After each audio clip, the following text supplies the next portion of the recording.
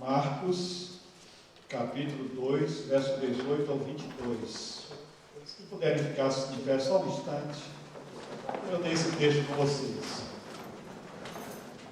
Ora, os discípulos de João e os discípulos de João e os fariseus estavam jejuando. Vieram alguns e lhe perguntaram: por que motivo jejuam os discípulos de João e os fariseus, mas os teus discípulos não jejuam? Respondeu-lhes Jesus: porém, podem porventura jejuar os convidados para o casamento, enquanto o noivo está com eles? Durante o tempo que estiverem presente o noivo, não podem jejuar. Dias virão, contudo, em que lhes será tirado o noivo, e nesse tempo jejuarão. Ninguém costura remendo de pano novo em veste velha, porque o remendo novo tira parte da veste velha e fica maior a rotura. Ninguém põe vinho novo em odres velhos. Do contrário, o vinho romperá os odres, e tanto se perde o vinho como os odres. Mas põe-se vinho novo em odres novos. Amém. Oramos a Ti, Senhor, dá-nos graça, bênção e direção para esse tempo de meditação da Tua Palavra. É a nossa oração em nome de Jesus. Amém. Vamos sentar, meu irmão, minha irmã. Odres novos, vida nova. Esse é o tema que eu queria meditar com vocês nesses minutos. Odres novos, vida nova.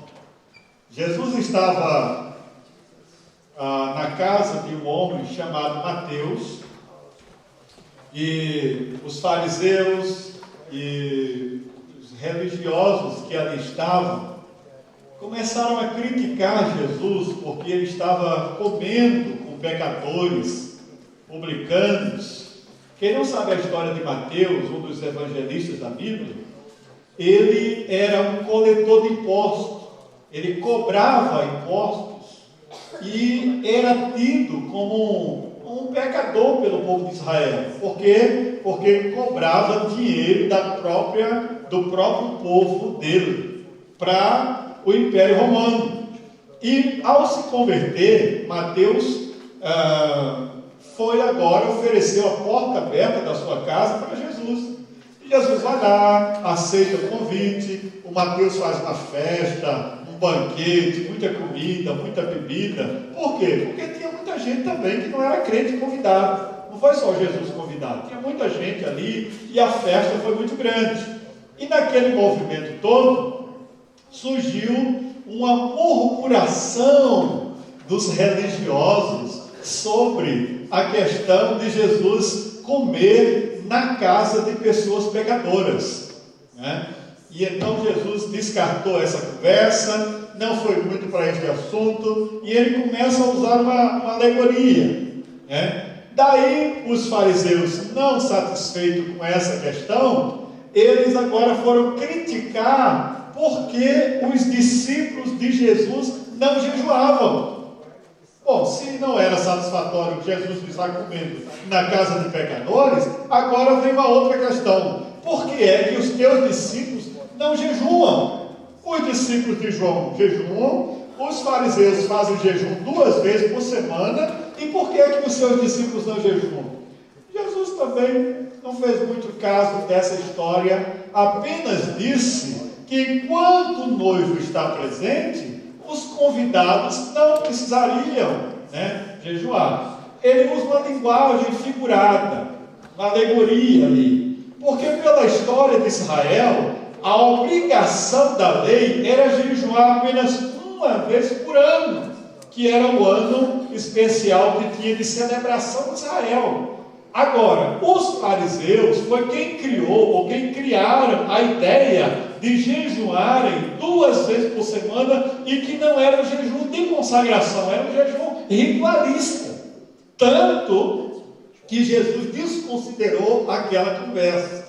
O que eu quero dizer com isso? É que Jesus não condena o jejum, Jesus não isenta o jejum, até porque há uma certa ação demoníaca, uma manifestação de demônio, que só sai com jejum e com oração. O próprio Jesus diz isso. Então ele não isenta que nós jejuemos, ele só condena esse jejum farisaico, esse comportamento. Aí ele usa uma comparação. Ele diz assim: ninguém pode pôr pano novo em roupa velha, porque ao colocar o remendo vai romper, não vai resistir. E ele usa outra linguagem: ninguém pode colocar vinho novo em odres velho. O que é odres? Odres é um recipiente de couro de animal, uma bolsa de couro, onde se coloca líquido, água, leite,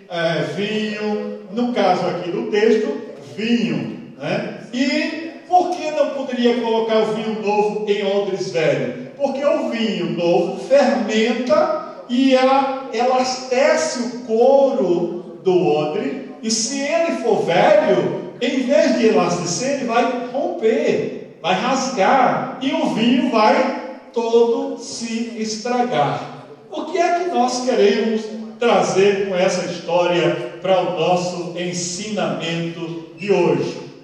Jesus está falando, irmãos, de coisas novas. Jesus está mostrando que o novo chegou. Ele está dizendo aos fariseus que, olha, vocês não estão vendo que o novo está entre vocês. Jesus viveu entre eles, Jesus comeu entre eles, Jesus andou entre eles, Jesus fez tudo, e os religiosos, por ter uma mente antiga, uma mente atrasada, uma mente voltada para a lei, uma mente sem perspectiva do novo, viveram na religiosidade e não enxergaram Cristo. O Cristo fazendo milagre, o Cristo ressuscitando mortos, o Cristo curando cego, o Cristo salvando vida, o Cristo fazendo maravilhas. E eles não percebiam o novo por causa da tradição, por causa do antigo, por causa da mente fechada, bloqueada, tapada, obturada, da forma de não enxergar o bem presente entre eles. O que isso tem a ver conosco nessa questão dos dias atuais? Esse ensinamento de Cristo é valioso para nós, porque muitas vezes nós que estamos em Cristo não vivemos o novo, que é uma perspectiva. Parece um paradoxo, porque se alguém está em Cristo, é o quê? É nova criatura. Então o novo deve existir dentro de nós. O novo deve fazer parte da nossa vida, da nossa existência, do nosso crescimento, da nossa vivência. Então, se alguma coisa nos meus anos de crente, nos meus anos de vida cristã, nos meus anos de conversão não mudaram, não aconteceu perspectiva nova, não aconteceu mudança, não aconteceu nenhuma novidade, se a minha vida continua medíocre, continua estagnada, continua parada, continua sem ânimo, sem fé, sem esperança, sem força, sempre na depressiva, sempre na ré, sempre as coisas dando ao contrário, significa que alguma coisa não está certa. Talvez você está colocando remendo nesse novo. Talvez está sendo costurado coisas no velho, mas não está mudando nada. E o que é que nós queremos aprender hoje com esse texto que aqui se encontra? Em primeiro lugar, é que não devemos ser resistentes àquilo que é novo. Você está comigo aqui ainda? Não devemos ser resistentes àquilo que é novo. Olha, vem comigo aqui essa questão. Não há uma forma de eu crescer em Cristo, de eu ser uma nova pessoa, de eu acreditar que as coisas vão ser melhor, se eu tenho dificuldade com o que é novo. Todas as pessoas que viveram o que o pai viveu, que viveu o que a mãe viveu, que viveu o que fulano viveu. Ah, mas era assim na minha casa, era assim com meu pai, era assim na minha família, era assim desse jeito. E você vive as histórias repetidas de um passado que nunca mudou, que te atrofiou, que te limitou, que te deixou dizimado, que te fez pequeno, que te achatou. Você não progride, você não cresce, você não explode, você não tem surpresa por causa da resistência ao novo. E o que é a resistência ao novo? É a resistência àquilo que talvez eu acho que eu não vou conseguir, eu acho que eu não vou dar conta, eu acho que é muito grande para mim, eu acho que isso é incapaz de eu conseguir realizar. E muitas vezes, você jovem, você adulto, você idoso, seja quantos nós aqui estivermos, às vezes nós achamos que já temos tudo, que não temos mais condições de dar um passo à frente, e tudo isso não é verdade, é apenas uma resistência ao novo. E quando essa resistência é quebrada, quando essa resistência é vencida, você supera, você dá um passo à frente, você vai mais adiante, você reconhece que você é mais do que você imagina. Por quê? Porque a graça de Deus é com você, o poder de Deus é em você, a unção de Deus é em você, e você pode, porque você é de Deus. Louvado seja o nome do Senhor.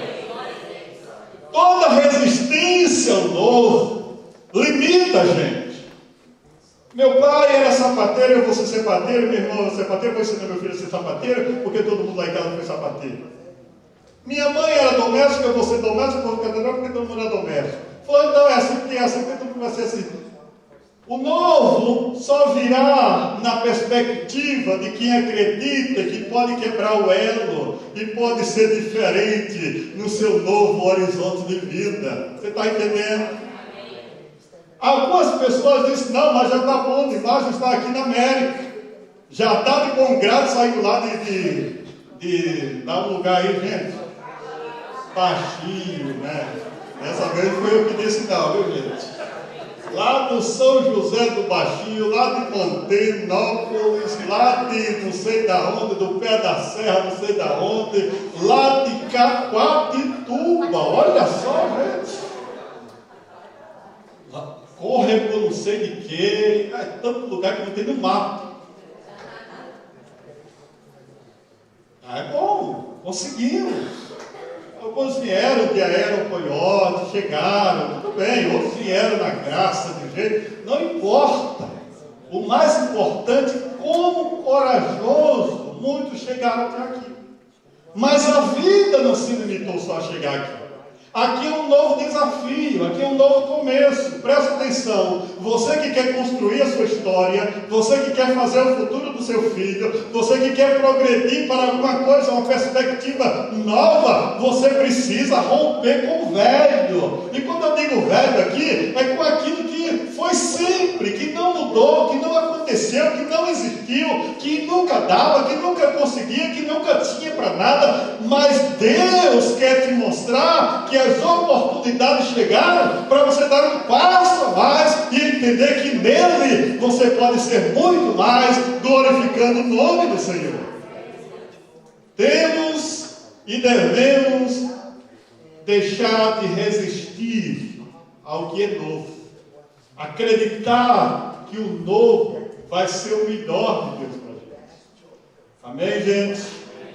A resistência ao novo gera atraso, gera estagnação, gente com preguiça de estudar, gente com preguiça de aprender uma profissão, gente com preguiça de aprender a dar um passo no caminho X, gente com preguiça de aprender uma arte nova, gente que não quer sair do que é, vai ficar sempre aí. Se você acha que está suficiente, eu te desafio a fazer de 2016 um ano de novo, um ano de novidade, de surpresa, de alguma coisa nova. Amém? Em segundo lugar, não se pode desfrutar do novo se a estrutura é velha. Deixa eu explicar isso para você. Quando uma pessoa, e vamos aí, os meninos pais que têm criança, Aqui é muito comum, né? 2, 3 anos, aquele monte de roupa.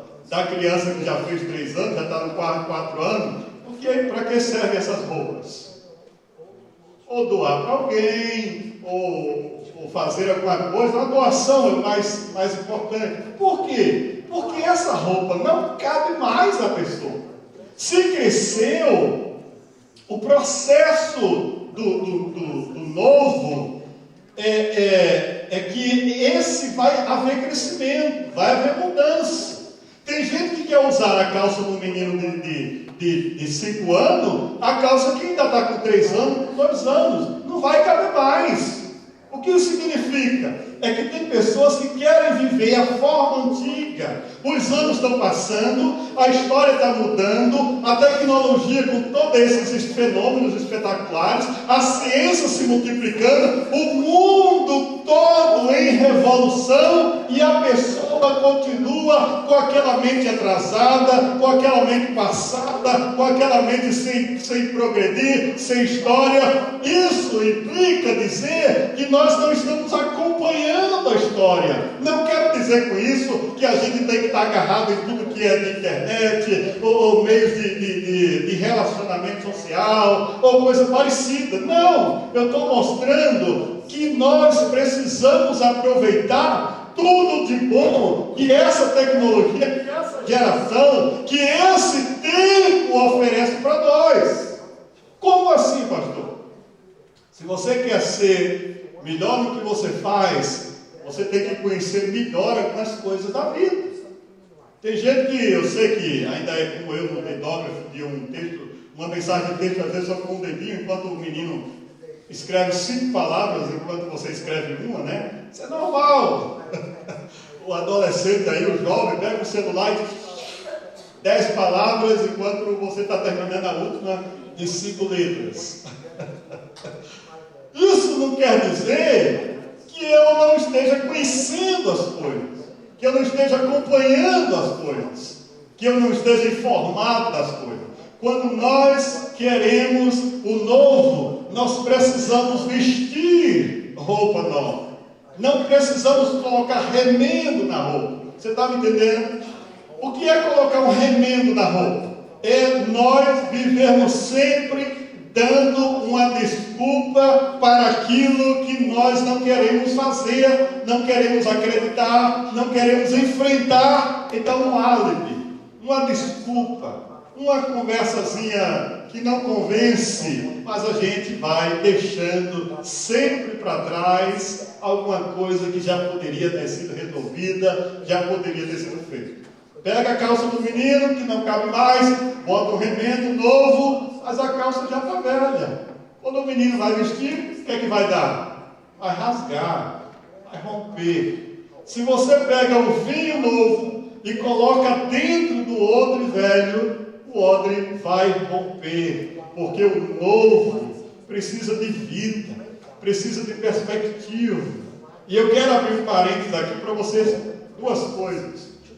Primeiro, enfrente o novo na questão dos seus relacionamentos. Em primeiro lugar, do relacionamento com seus filhos. Você tem que aprender que de lá de Mantena, de Baixio, de Quatituba, lá não sei de onde você veio, a vida era um jeito. Mas o seu filho hoje vive outra história.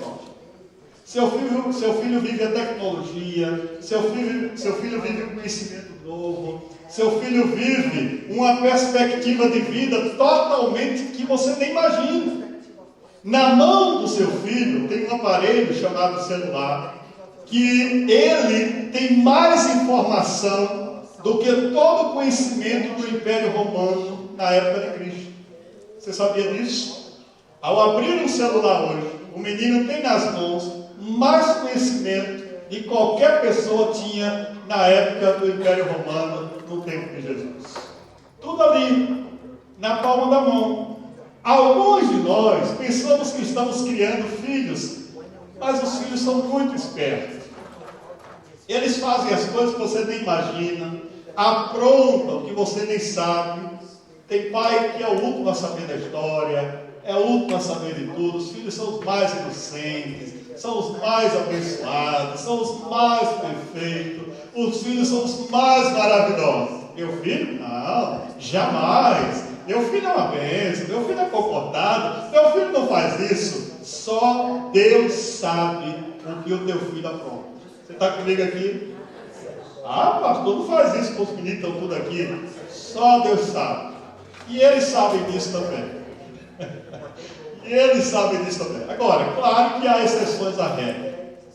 Tem crianças, tem meninos que sabem.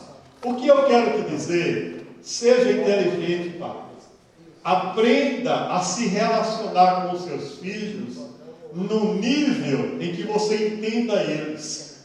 Porque se você não entender eles, o velho, entre aspas, nunca vai ter condições de botar remendo.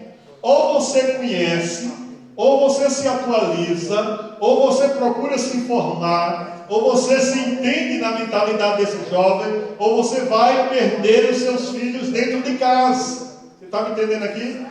Você vai perder o seu filho para a escola, você vai perder o seu filho para babysitter, você vai perder o seu filho para não sei quem, vai perder o seu filho para o vendedor de droga da esquina, vai perder o seu filho dentro da sua casa. Então, procure sair desse velho, dessa estrutura, dessa mentalidade de achar que esse modernismo não deve entrar na sua vida. Tem que entrar, porque senão você não vai conseguir viver e se relacionar com seus filhos na mesma condição de que ele precisa. Quem vai procurar? Vai procurar o professor, vai procurar o tio, não sei quem, vai procurar fulano e tal, menos você. Por isso, meu conselho é: busque o seu filho dentro de casa. Não deixe que o velho, a estrutura velha dentro da gente, crie barreira, crie dificuldade de se relacionar com as novidades que os nossos filhos estão trazendo para a gente.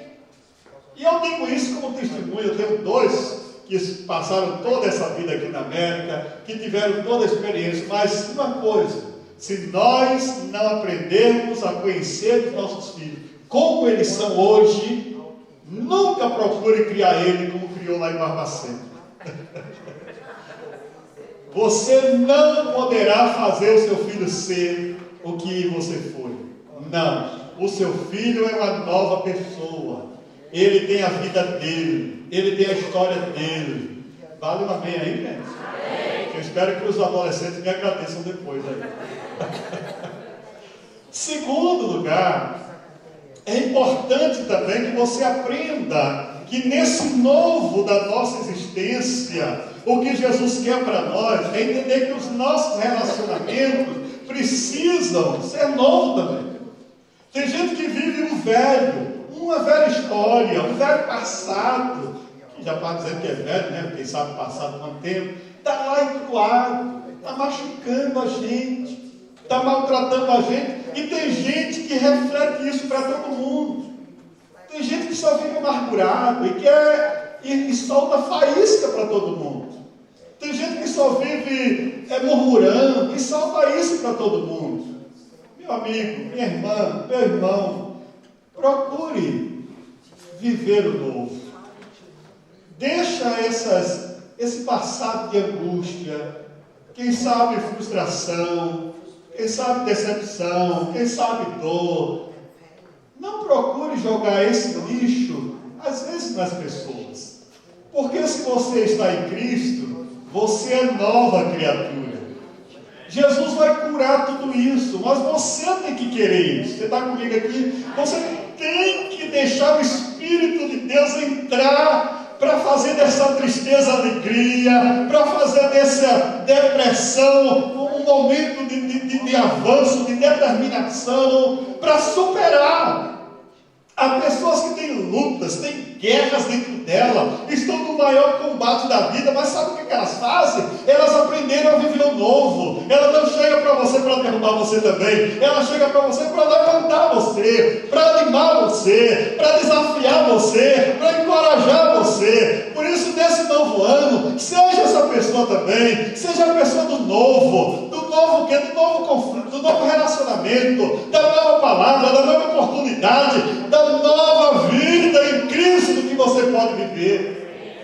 Desafie você mesmo a ser o melhor marido, a ser a melhor esposa, a ser o melhor filho, a ser o melhor pai. Porque enquanto essa história não mudar em nós não vamos ser diferentes.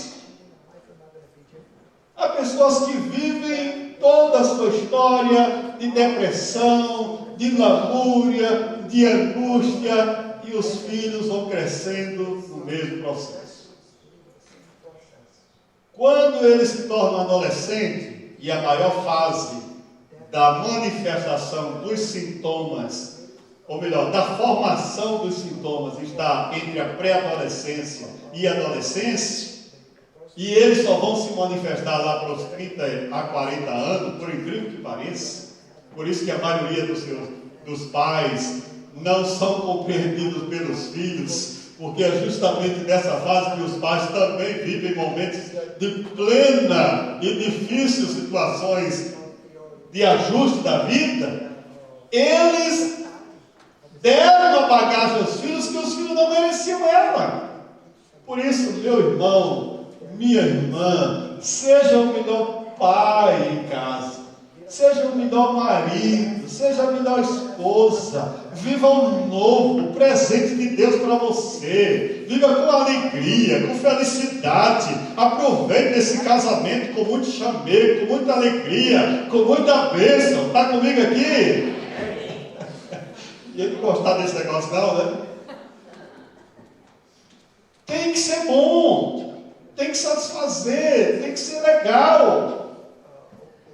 Mas os nossos filhos, as pessoas que convivem em casa, têm que desfrutar desse tempo também, para que sejam crianças saudáveis, que sejam adolescentes saudáveis, que sejam futuros maridos e esposas saudáveis também.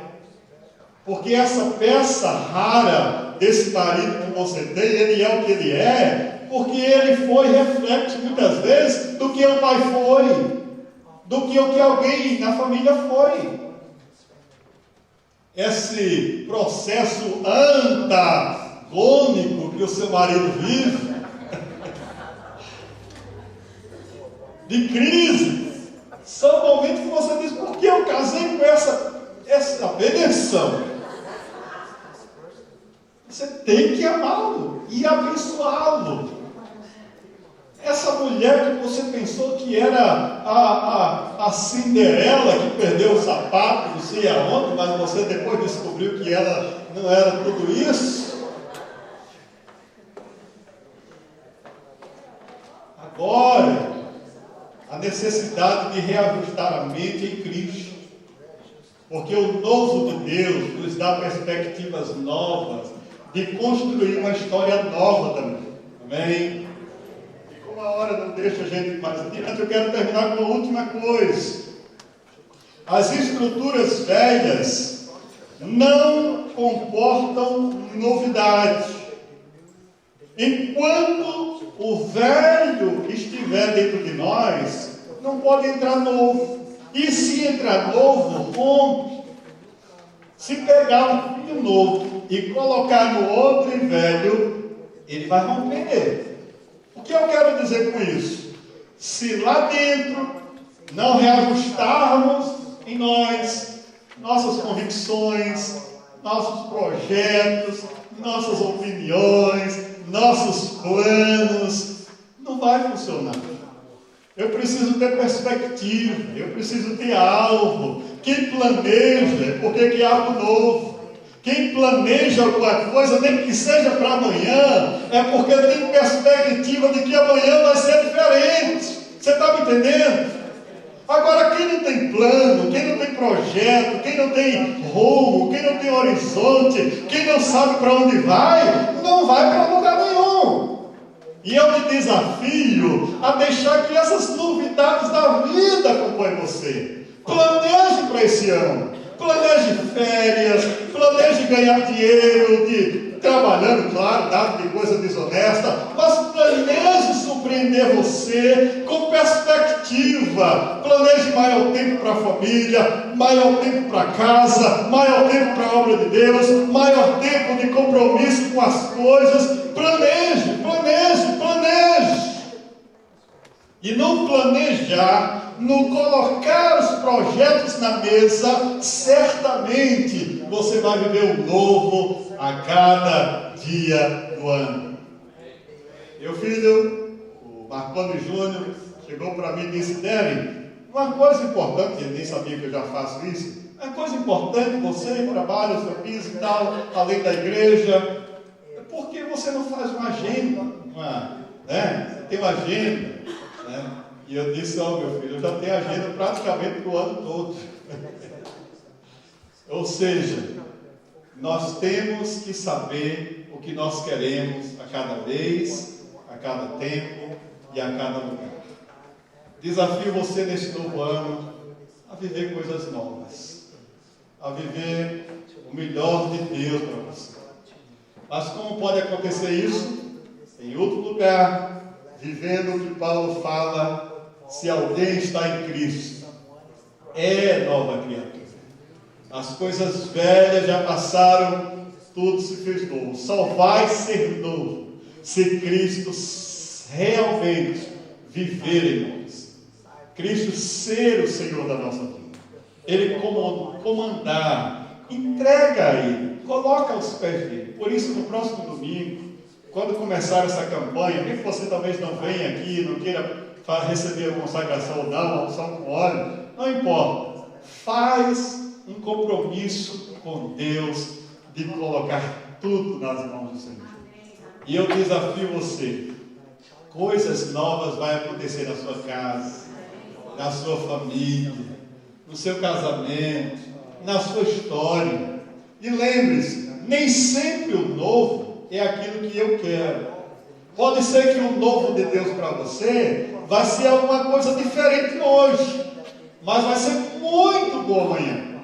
Talvez Deus esteja te dando um livramento de alguma coisa hoje que você quer muito, mas Deus está dizendo que você não vai ser bom. Aí você, como aquele menino mimado, diz: eu queria isso, Deus me deu, Deus me respondeu e tal, e bate aquele pezinho, né, mal criado, aquele menininho que merece uma, né?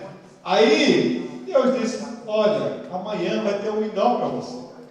Aí depois que acalma tudo, lá na frente, Deus vai te dar a bênção, e você diz: bênção, graças a Deus. E pode ser que hoje Deus está te dando alguma coisa que você tem que segurar, que você tem que ter sábio, que você tem que ter discernimento, o que é para deixar e o que é para segurar. Amém? Fique em pé no seu lugar.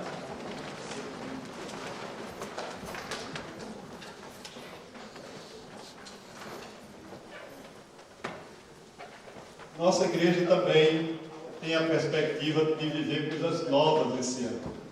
Eu acredito que Deus vai abençoar, vai trazer muita surpresa para a gente, salvação, libertação de vidas, curas, crescimento. Amém?